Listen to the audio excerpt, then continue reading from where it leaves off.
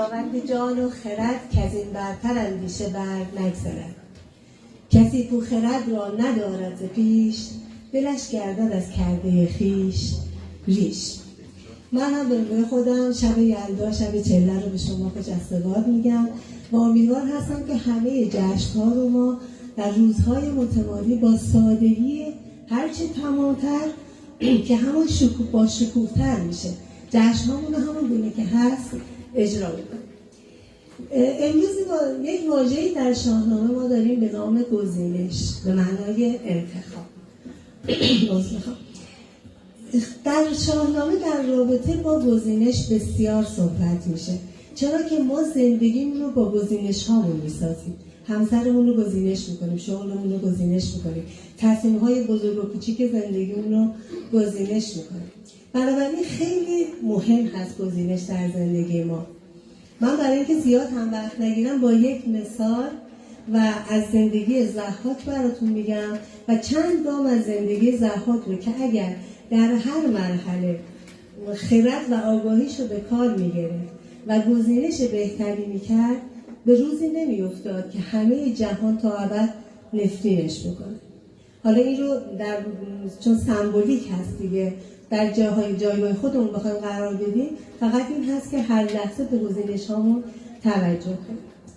زمانی که ضحاک به ابلیس، به اهریمن و اندیشه بد پیمان میبنده باش که هر چی که تو بگی من گوش میکنم و اهریمن بهش میگه هر چی من میگم تو باید بگی چشم. اینو میپذیره بدون اینکه فکر بکنه، دلیلی نداره. من اگر قرار سر پیمان خودم باشم، سر پیمان بر حرفهایی باید باشم، بر عهدهایی باید باشم که عاقلانه باشه. این اولین تصمیم اشتباه ضحاک است. داره گزینش میکنه، به اون اطمینان میده که من به حرفای تو گوش میدم. یکم میریم پیشتر، میبینیم که به ضحاک میگه که تو دلیلی نداره منتظر باشی پدرت فوت کنه، از دنیا بره و بعد تو به پادشاهی برسی. خب از میبرش، خودت بشو پادشاه.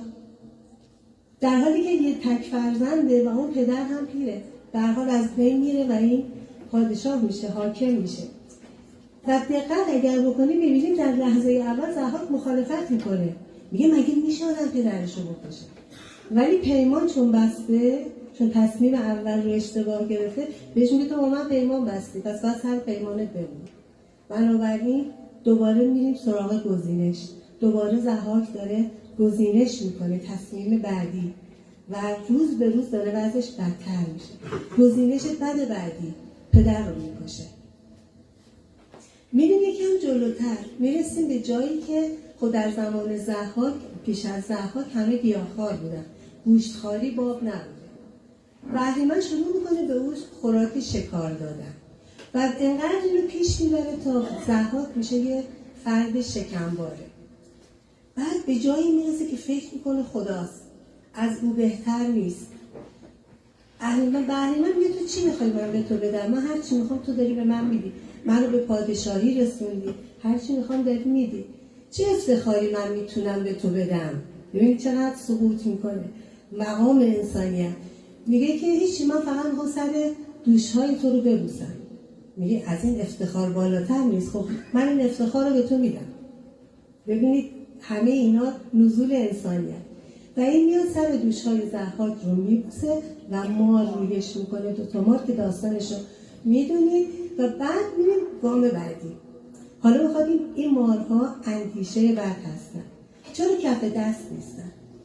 چرا روی سر شانه هستن؟